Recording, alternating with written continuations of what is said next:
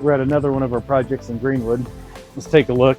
This was another one of our successful pool projects. We're partnered with Pools. They just recently installed a pool and we're putting in the landscape. Our team's here rough grading and cutting in mulch beds, and today we've got plants going in. It's another cold March morning, but what's great about that is the customer got started early. They're going to have their pool for the swim season, for the entire swim season, so it's always worth it to get an early start. We've got a tree we planted here on the corner just to frame out the corners of the house, and a curved bed going around. It breaks up the boxiness of the house, all the square corners. So just having some rounded and curved beds will help soften that. It's a crab tree. It's on standard, so it's going to remain dwarfed in size. So it won't get too big. It won't overgrow that space, and so it's just a nice ornamental tree to have as a specimen.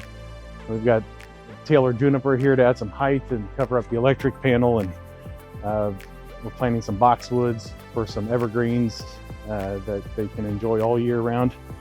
Stepping stones going up to the back door.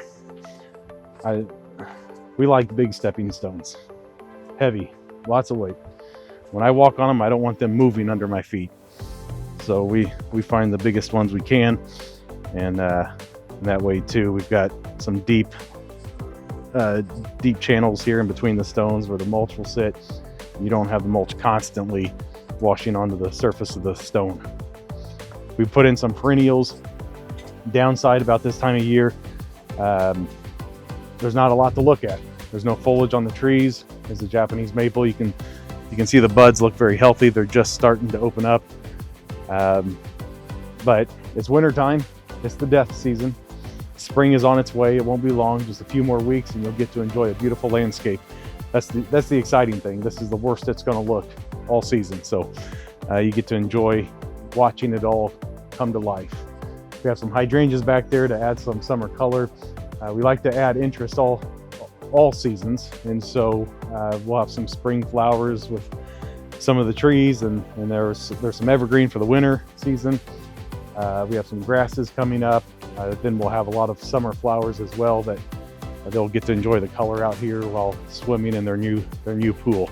You can take a look at the pool here. This was a perma install, and we partner with them. It's important to have a partnership and not to just hire out separate contractors, but pick contractors that know each other, that have worked well. They're team players, and it's going to make your job a whole lot easier, less headache for you as the homeowner, and a more efficient and completed job at the end.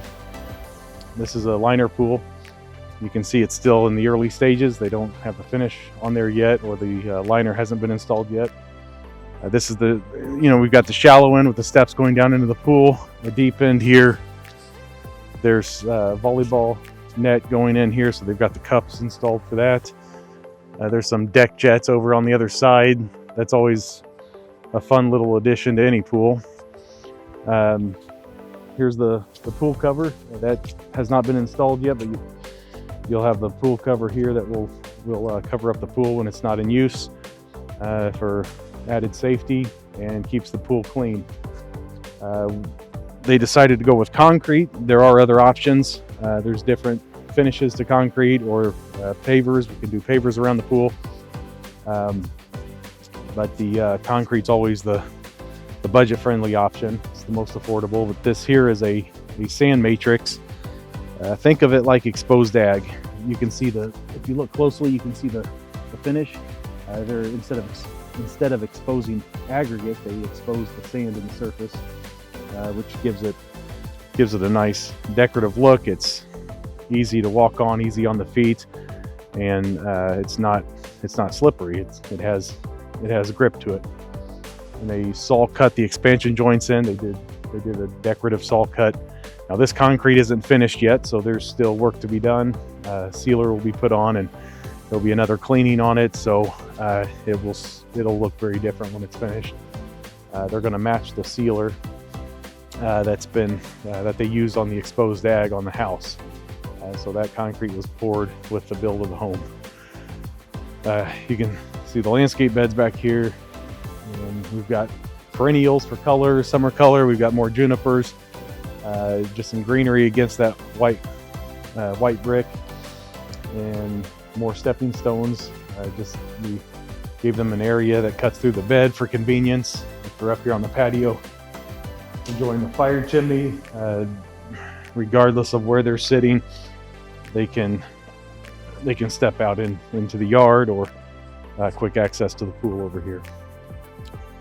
All the dirt here has been rough graded and moved around, and our guys are going to finish grade it with the tractor and put some seed and erosion mat down, and then we'll probably set up a temporary irrigation system for this customer. So it's important to water the grass in. Once you start to water, you want to keep it watered. Grass likes shallow but frequent waterings, and if you stick to a watering schedule, you'll get a good green up very quickly on the grass. Most issues are a result of just a lack of watering. And if you just let Mother Nature handle it, more than likely you might be disappointed. So over here at the end of the pool, we have some spirea, and I thought this was a good pick for this location. They stay smaller, they won't overgrow the walkway. Privacy was not a priority with this customer. You can see he's not in a neighborhood. They're out here pretty much field behind him. There are some houses out in the distance, but privacy was not their main concern, and they just want some landscape to soften it up and to just add something pretty to look at while they're out here enjoying the pool.